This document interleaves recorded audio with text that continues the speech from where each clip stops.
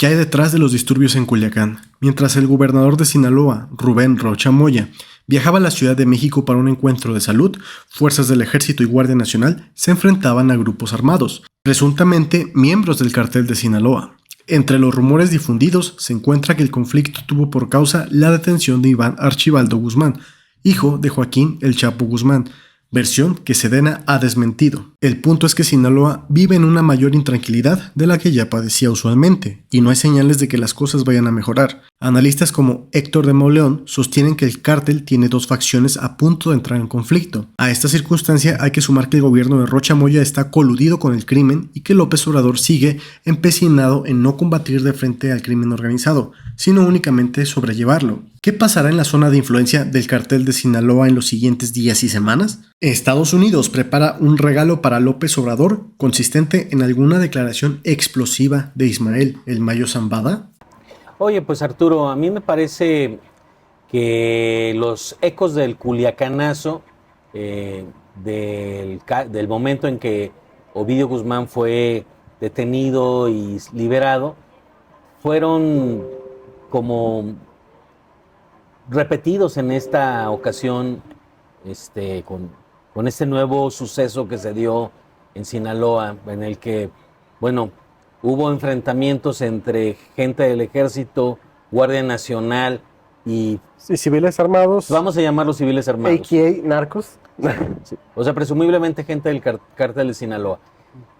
No fue tan grave como el culiacanazo previo, pero pues la gente sí estuvo muy intranquila y pues como siempre el gobierno mexicano ha sido sumamente opaco respecto a las causas reales de este problema, ¿no? No, de hecho, Rubén Rocha Moya sacó un comunicado diciendo que todos tranquilos, que iba a pasar pronto. Yo dije, ¿en qué momento tan feo estamos que el gobierno tiene que decir, relájense, cálmense, dejen que la balacera siga? Es una claudicación completamente en la búsqueda de la seguridad. Ahora, sí es cierto, pues no se ha mencionado nada, ni el presidente ni el gobernador, no se ha aclarado nada del culiacanazo.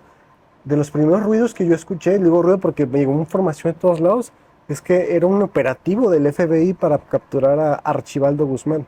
Sí, Sedena desmintió que se haya detenido a Archibaldo, pero... ¿Tú le crees a la Sedena? No, obviamente estamos hablando que hay un tema de opacidad, pero yo creo que además de la opacidad hay que destacar la inutilidad o el cero a la izquierda que es Rubén Rocha Moya. O sea, el señor estaba rumbo a la Ciudad de México para un congreso de salud, algo así. Nunca está en Sinaloa, nunca está en Sinaloa. Pero si estuviera, ¿qué?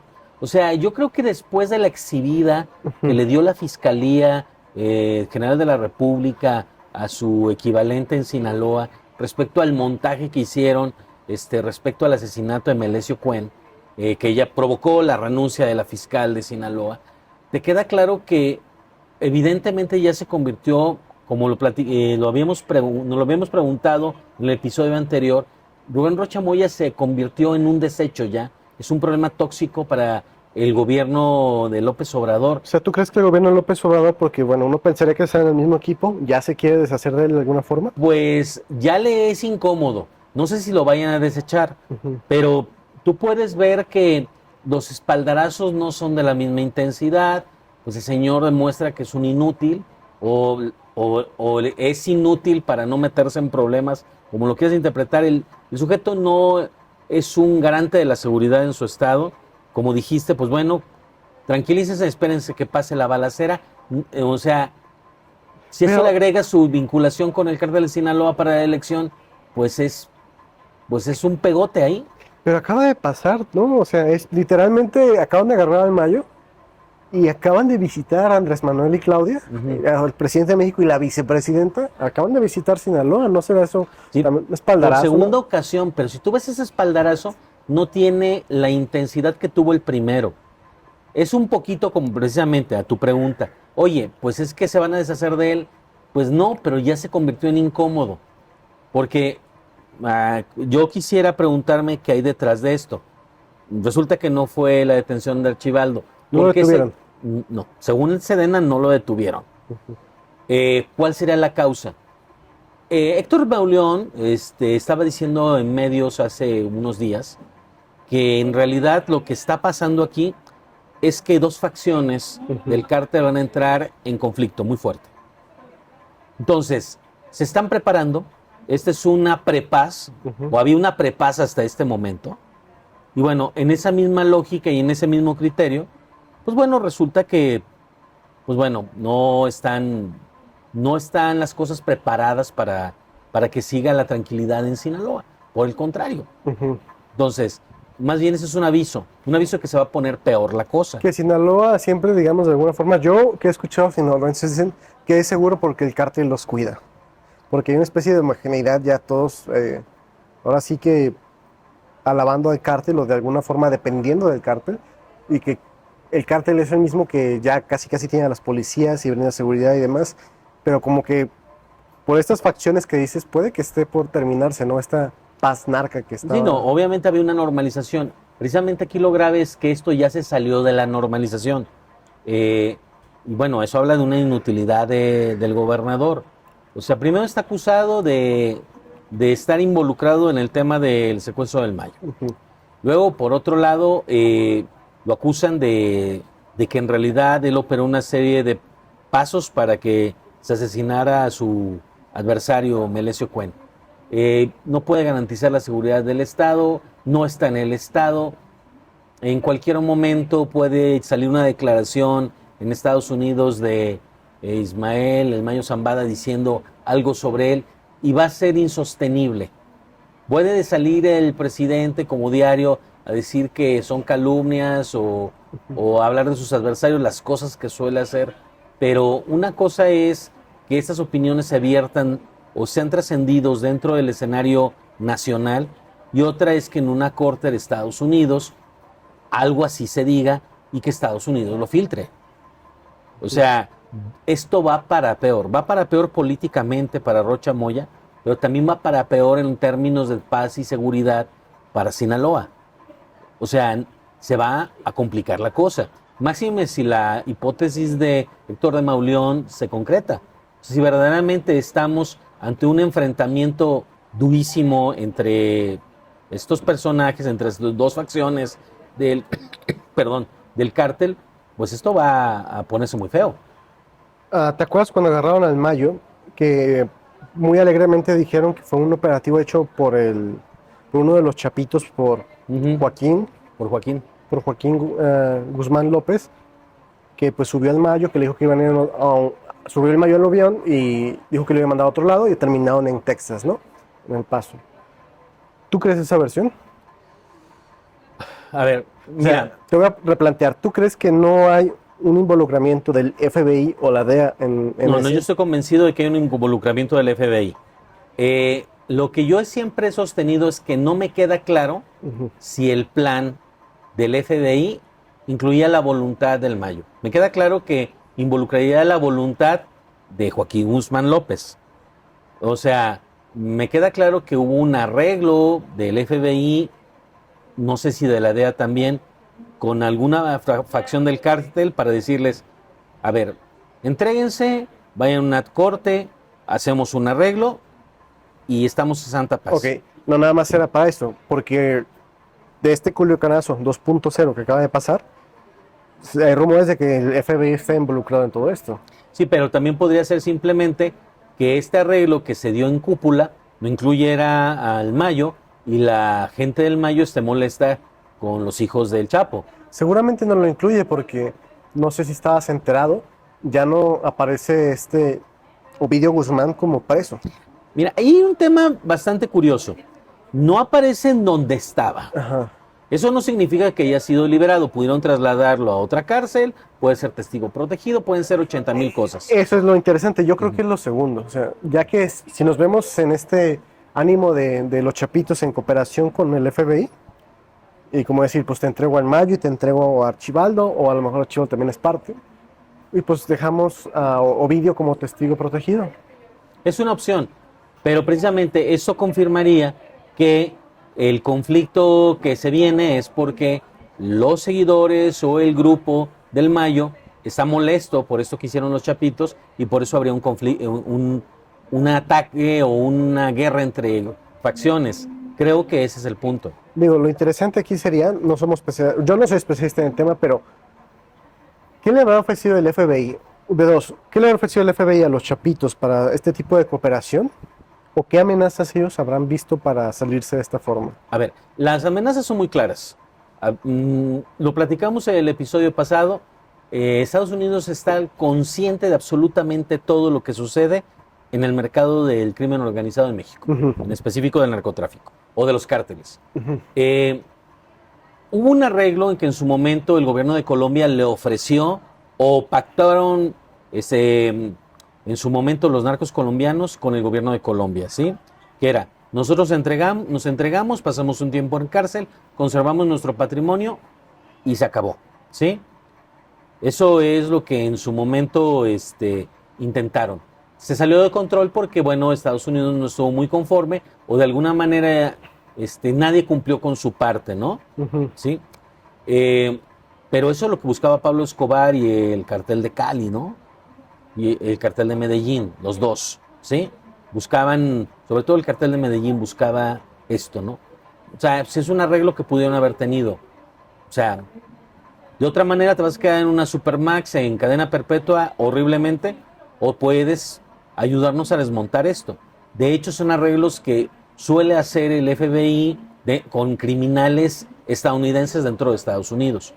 Y para eso la amenaza es muy sencilla. Me siento y te digo, a ver, yo sé todas tus operaciones, sé qué vas a hacer, tengo esto, tengo lo otro. En cualquier momento puedo incautar toda tu mercancía, meterte al bote y hacerte la vida imposible. O me ayudas a desmontar ese chiste. Eso queda claro. ¿Qué le negociaron? Negociaron penas disminuidas, negociaron ser testigos protegidos, negociaron la conservación del patrimonio, porque una cosa es que seas un narcotraficante que pasas tiempo en cárcel con todos tus millones, y otra muy distinta es que te avientes una cadena perpetua sin un quinto. O sea, no, dentro de los universos de lo horrible y lo horrendo, pues una cosa es menos mala que la otra. A mí no me extrañaría que esta versión de que el FBI se sentó con los hijos del Chapo y les dijo, a ver, estas son las condiciones. Al puro estilo de plata o plomo aquí es o la solución muy suavecita o la solución con todo el peso de la ley. Tú dime qué quieres. Porque pues, finalmente bueno, que sí. Parece que Estados Unidos ya acertó, ¿no? De la inoperancia del gobierno mexicano en el combate contra el crimen organizado, y ya están soltando información. Prácticamente han dicho que desde hace muchos sexenios el narcotráfico, el crimen organizado ha estado involucrado en las cúpulas del poder de México, incluyendo la presidencia actual, que parece ser la más obvia. A ver, yo sostengo lo que alguna vez platicamos al respecto de esto. Estados Unidos necesita que haya un equilibrio entre lo que es la venta de estupefacientes en Estados Unidos, porque hay consumidores allá y si no hubiera droga habría un problema grave. Y dos, que no haya exceso. O sea, si alguien quiere ser drogadicto... Que le salga caro. Más allá de eso, es un tema de que no haya escándalo. Si alguien quiere ser drogadicto, Estados Unidos no se va a rasgar las vestiduras. El problema es que un chico de 16 años se muere de una intoxicación con una droga. Y ahí es donde viene el escándalo. Y ahí es donde tienen que controlar. Ese es el problema con el fentanilo. Entonces, ellos lo que necesitan es un mercado regulado. Necesitan las drogas, pero las necesitan reguladas. Y lo que han hecho en México desde que existen cárteles de narcotráfico, y yo te diría desde antes, porque si mal no recuerdo es en la época de los 20s, 30s, cuando empieza la producción de goma, de amapola, primero manejada por los chinos en Sinaloa y después por los militares mexicanos, que es lo que dice el autor del libro de los nazis en México. Pues bueno, desde entonces, pues bueno, Estados Unidos es beneficiario o le gusta o se beneficia del manejo de droga entre países. Lo que ellos no quieren es que les cause escándalos, problemas. Entonces, desde entonces tienen ese manejo regulado. ¿Cuál es el problema? El problema es que el gobierno mexicano, que es el que debería de combatir esto con mayor intensidad, no lo hace porque tiene normalmente las manos sucias. Entonces, como tiene las manos sucias, pues esto sigue sucediendo. El día que tú tengas un gobierno honesto, va a decir, a ver, yo no tengo un interés de tener tratos con el crimen organizado, y si Estados Unidos me da inteligencia, perfecto, pero si no, dependo de la mía. O sea, más bien el absurdo sería que en un determinado momento un gobierno honesto de estos le dijera a Estados Unidos, oye, no combates con tanta fuerza a los narcotraficantes, cosa que dudo que pasara. Más bien es al revés. No, de hecho, pues, Al revés. no sé si lo has notado, el presidente de México se ha visto como hasta envalentonado, como desafiante, ¿no? Puso pausa, sea lo que sea que significa eso en las relaciones diplomáticas con el gobierno de Estados Unidos. Mira, Pablo Magluf decía en alguna ocasión, lo ha preguntado a distintos analistas que han pasado por su portal de disidencia, si para la 4T los criminales, los narcotraficantes, son una especie de héroes del pueblo. ¿Ok? Y él sostiene una hipótesis interesante, que esta lógica de hacerle al tonto por parte de López Obrador con los delincuentes es porque, igual que con el caso de Pablo Escobar, es gente que trae recursos al país, implica la reivindicación de ciertos grupos y pues no lo dicen explícitamente, pero es como el mito de Pancho Villa. Sí. O sea, Pancho Villa era un criminal de la peor ralea y pues ahora es un gran revolucionario. Por ahí va. Sí, ¿cómo se llama? Doroteo Arango. Doroteo Arango. Doroteo Arango, a.k.a. Pancho Villa, que era un forajido. Era un forajido. Un forajido, lo que hoy sería un capo del crimen organizado, Sí. ¿no? El equivalente. Y se le idolatra, pues a pesar de todas las barbaridades que hizo y que realmente él no estaba buscando una especie de revolución, él solo estaba luchando por su beneficio. Pero bueno, entonces, sí, yo creo que los criminales de hoy, los capos de hoy, de alguna forma son estos héroes revolucionarios del siglo XXI para muchos mexicanos, porque si tú hablas porque lo ves en la cultura, o sea, los corridos tumbados que hacen honor a los hijos del Chapo, al Chapo, a otros capos de la droga, no son gratuitos. Es parte de la cultura ya de que los mexicanos ven cierta heroicidad o epicidad en estas figuras. ¿Sabes qué me estás recordando? No quería tocar el tema, pero bueno. Es una épica del crimen, ¿no? Los corridos tumbados son una apología del crimen. Sí.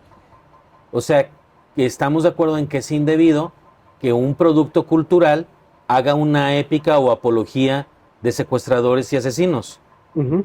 O sea, como los libros de texto de Marx Arriaga lo hacen respecto a la Liga Comunista 23 de septiembre. Ajá. O sea, así como el corrido tumbado es una apología del delito, los libros de texto de Marx Arriaga son una apología de los delitos que cometían los comunistas. Sí. Ok. Digo, pues porque después el amo de las tibiezas, Carlos Bravo Regidor, se pone mal cuando les dicen que los libros esos son comunistas, ¿verdad? Son comunistas, definitivamente. Ahora, que esté mal o esté bien, eso no lo sé. Yo creo que es un síntoma de una enfermedad en el país. Bueno, ahí sí voy a disentir. Nosotros tenemos una figura que se llama apología del delito y es castigada penalmente. Es un delito. Ujú. Entonces, si tú haces exaltación o épica de la delincuencia, estás cometiendo un delito. Pero es que estamos volviendo al tema de, por ejemplo, ¿qué delitos tienen imputados los narcotraficantes exactamente? Los capos. Tú puedes decir, ok, es un criminal, hace delitos, pero finalmente tú y yo no somos jueces en ese sentido. No los podemos clasificar como delincuentes como tal. Yo creo que sí. Sí. Precisamente la idea de la apología del delito es, ejemplo, que alguien en la radio empiece a hablar bien de lo que hace un delincuente y que Sí, diga pero- que es algo que tendría que hacerse. Pero es una cosa que sea un delincuente popularmente conocido, como tú y yo sabemos perfectamente que estos capos no son, y otra cosa a lo mejor es Mira, creo que sean que reconocidos como delincuentes por el gobierno. quiero traducirlo a jurídico. Tú estás diciendo que mientras no sean sentenciados como culpables, pues su delincuencia es presunta. Eso es lo que quieres decir. Algo así. O sea, Bueno. a mí me queda claro que son delincuentes, ¿no? Pero Ujú. finalmente para el gobierno su delincuencia es presunta. Bueno, entonces lo voy a poner en estos términos. Las Entonces conductas... está haciendo presunta apología Por al eso, delito. No, no, porque no estás hablando necesariamente nada más del personaje diciendo que es maravilloso, Ajá. sino estás hablando de sus conductas o de conductas delictivas. Ujú. O sea, cuando alguien te dice en un corrido que va a vender su droga, pues no hay necesidad de que mencione que Juanito o Banana está vendiendo la droga. El problema es que está diciendo que hay que padre vender droga en tu camionetota. Ujú. Estoy tratando de recordar de memoria algún corrido de esos o de esas piezas musicales que Hablan dicen de eso. armas, hablan de drogas, Sí. hablan de drogas. Pero bueno, Hablan de matar, de ponérsele Pero enfrente a otro grupo. ahí te va. Cuando yo te digo que a mí no me parece como que debamos de juzgarlo moralmente, no quiero decir que estén mal o estén bien o que estén cometiendo un delito o no. Para mí, esta es una forma, me van a quemar varios, pero es una forma de arte. Es una forma de arte y es forma de cultura que la gente consume. Y, No, de acuerdo, que es una forma de arte. y lo característico de arte es que suele ser una imitación de la vida. Para mí, la narcocultura que hay en México es una consecuencia y no una causa. No, no, no, no, no, no. No, eso no es problema. Claro que estamos de acuerdo en que es cultura y es consecuencia de. Pero eso ni siquiera estoy haciendo un juicio moral, estoy haciendo un juicio jurídico. O sea, hay una ley que dice que eso no se debe hacer. De la misma manera que tú puedes tener manifestaciones artísticas que hagan apología del delito o que exalten el delito y también serían sancionables. O sea, que sea arte no significa que tengas un free pass para poner cualquier cosa en él. Eso sí hay que tenerlo presente. O sea, y eso es muy independiente de que reconozca, igual que tú, que es una manifestación cultural y es una manifestación artística. Aquí el problema es que es una manifestación artística que evidentemente implica la exaltación de figuras que están prohibidas por la ley. Sí, o sea, de eso no tenemos ninguna duda. Y eso no es un juicio ético, es un juicio jurídico.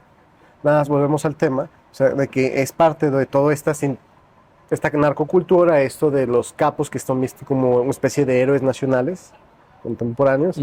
Pues el tema es bastante más profundo. De hecho, yo me atrevería a decir que incluso si capturaron a los criminales, podrían quedar como mártires y como personajes a admirar. Y la ola de violencia en México nunca se acabará porque siempre va a haber gente que aspire a ser como ellos. O como dicen, prefieren vivir bien unos años que vivir en pobreza toda su vida. Precisamente ese es el tema de, ¿te acuerdas que hablábamos el episodio pasado del Rule of Law?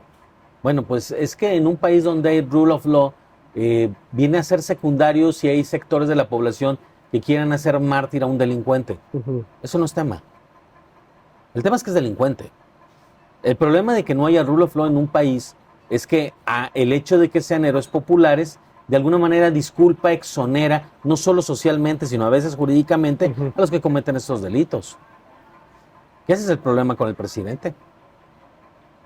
Es un gran problema. Digo, es un problema con el presidente y con todas las administraciones en general.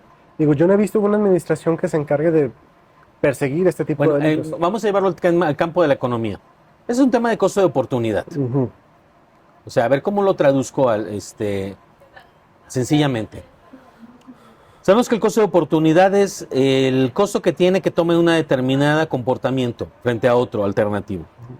Pues bueno, los gobernantes dicen, a ver, ¿yo por qué me voy a aventar el trompo a la uña de enfrentarme con el crimen organizado si cuando las cosas alcancen un determinado nivel, si soy gobierno local, no me va a respaldar el gobierno federal, los tribunales puede que no me respalden y va a haber siempre la posibilidad de que tome represalias el crimen contra mí? Nuevamente, te recomiendo que veas las películas del Padrino. O sea, uno de los principales dilemas que tienen aquellos que están en contra de la familia Corleone es que a lo mejor de primera mano pueden jurídicamente hacerle algo a la familia Corleone, pero no falta poco tiempo para que ellos puedan recibir una represalia. Ajá. De hecho, creo que va ligado con el siguiente tema que vamos a tratar en un momento, sobre el poder judicial. En México, claramente, pues tenemos un poder judicial de momento autónomo que admirablemente ha logrado resistir los embates y ha estado manifestándose, pero hay algo que siempre me ha parecido terrible en tanto el Poder Judicial Federal como los locales, y es la amenaza que tienen encima de ellos siempre el crimen organizado. Hay jueces que han sido asesinados porque estaban llevando los casos de ciertos capos de la droga, y creo que este tipo de cosas se puede poner peor con la reforma si ahora son jueces que son electos por voto popular, sea lo que sea eso, y se les baje el salario. No, pues, depauperar el servicio público y demagogizarlo, pues son recetas perfectas para que las cosas truenen. Pero bueno, lo tocamos en el siguiente tema. Y vamos a ver, yo creo que este culiacanazo lo vamos a ver repetido ahora que está tan fragmentado el cartel de Sinaloa, pues se va a estar repitiendo y repitiendo, eso sí. Y se me hace interesante, ¿qué va a pasar con el gobierno de México que se está quedando sin el cartel del que es dueño? Lo que pasa es que, bueno, voy a ser muy pesimista. ¿O tú crees que el gobierno de México tome ese cartel como suyo?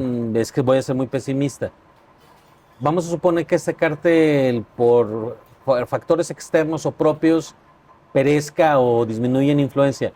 Pues si ese es el caso, van a ir con el siguiente cártel. O sea, el gobierno que entra puede pactar con él mismo o puede decidir cambiar de cártel, que fueron los que hicieron los gobiernos anteriores. Si tú haces una historia del narcotráfico en México, te das cuenta que cada administración federal tuvo su cártel preferido y a los demás los atacaba. Seguramente, Esa no es la primera vez que pasa. pero es como con los patrocinadores, es decir, no puedes abandonar a alguien que te patrocinó por tanto tiempo. O sea, sí puedes, pero en este caso es crimen organizado. ¿Tú crees que el cartel de Sinaloa estará contento, o lo que quede, las fracciones que queden, si el gobierno de México comienza a apoyar a otros cárteles? A ver, te lo voy a poner con un ejemplo mercantil que creo que nos va a servir bastante. Ujú. Vamos a suponer que a ti te sponsorea 7-Up. Patrocina, o sea, Se patrocina 7-Up. Pero ya cuando vas en la segunda o tercera temporada de este podcast, 7-Up quiebra. Y entonces se acerca Coca-Cola, patrocínanos Coca-Cola, y dice, oye, pues yo te patrocino el programa. Ujú, Pues es que 7-Up ni siquiera te va a poder reclamar porque ya está en bancarrota. ujú. Aquí el tema es que si de alguna manera cae en declive el cártel que ahora prefiere el obradorato, pues las condiciones son que tienes que negociar con alguien más. Lo dije el podcast pasado, lo vuelvo a decir en este episodio. Nadie sabe qué va a pasar con el cártel de Sinaloa. Puede que salga más fuerte de estos conflictos, puede que se recomponga, puede que se fusione con algún otro, puede que desaparezca. Va a depender de ese estado en que se encuentre. Me queda claro que si el cártel sigue fuerte, pues sí, no le va a parecer nada que el gobierno de Sheinbaum se ponga de acuerdo con alguien más. Ujú. El tema es que eso no lo sabemos. Ahorita en este momento hay una crisis hacia adentro. Por eso estos conflictos, por estos semiculiacanazos, Ujú. pues, porque hay un enfrentamiento entre facciones. Y al parecer la gente del Mayo está muy molesta con lo que sucedió. Entonces, ¿qué va a pasar ahí? O sea, ¿quién va a tener el predominio? ¿La gente del Chapo, la gente del Mayo? ¿Ninguno de los dos? ¿Un tercero? No lo sabemos. A la hora que eso se consolide, en cualquier sentido, habrá un actor que pueda hablar con el gobierno. Porque también nosotros no estamos a favor de la cultura del narco ni del crimen organizado, pero somos realistas en el sentido de que entendemos que los gobiernos hablan con el crimen, por lo menos los gobiernos mexicanos. Y que en su momento, Claudia Sheinbaum, si no es que ya lo ha hecho, va a tener que hablar con un capo.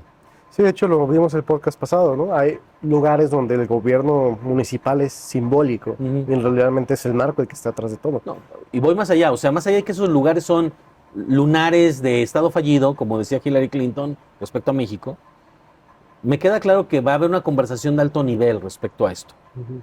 ¿Con quién la va a tener? No lo sé.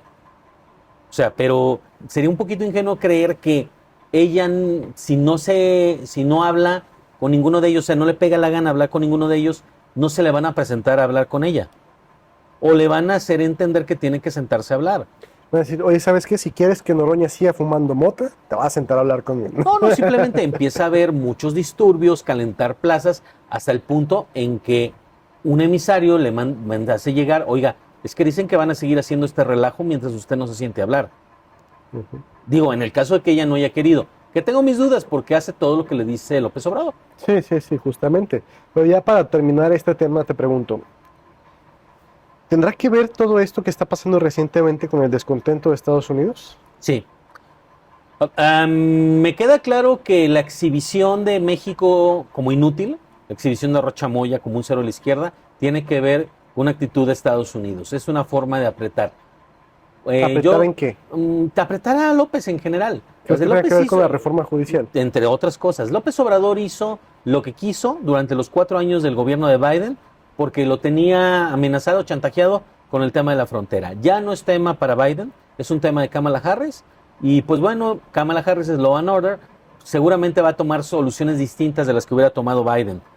Pero lo que va a hacer Biden en los meses que le quedan es no tener ninguna consideración con López Obrador. Retomo algo que dijo también Héctor de Mauleón. Se salió con su payasada López Obrador de la pausa con las embajadas de Canadá y Estados Unidos. En realidad, el que tiene en pausa a México es Estados Unidos. Por eso no le da información.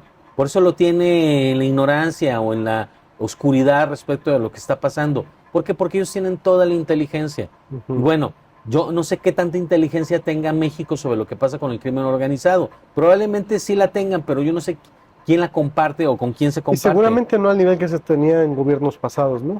Fíjate que tengo mis dudas, porque cuando viste lo de los Guacamaya Leaks te das cuenta de que toda esa información filtrada, información que tenían los organismos de inteligencia mexicanos, muy buena, inteligencia muy, muy buena. Ujú.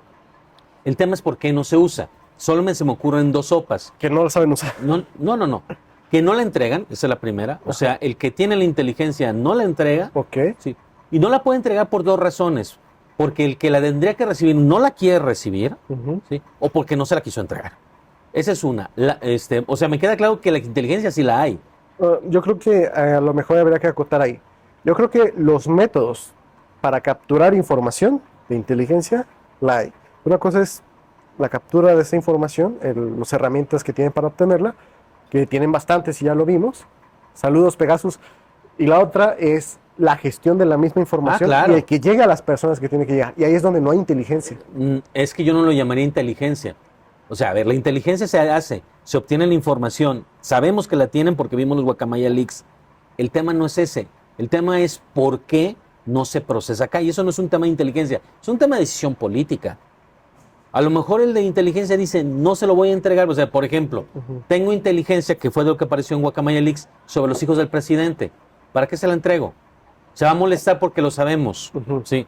Dos, a lo mejor yo le hago el reporte de inteligencia y me dice, de eso no quiero saber. Que me parecería que, dadas las actitudes de López Obrador, también se da. Pero en cualquiera de los dos casos son decisiones políticas, no son decisiones de inteligencia. Ok. Entonces, sinceramente estoy de acuerdo contigo en que es un tema de gestión, pero esa gestión yo no la llamaría inteligencia. Creo que la inteligencia mexicana es muy buena.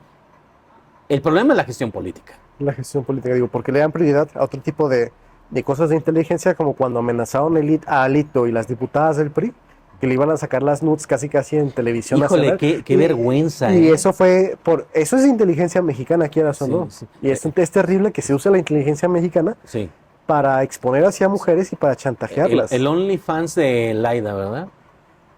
Válgame Dios. Te odio por darme esa imagen en la cabeza. No, bueno, pues ella es Ya, la que... ya. Ella fue la que dijo, ella fue la que dijo. Pasamos al siguiente tema. Laida. La chingada.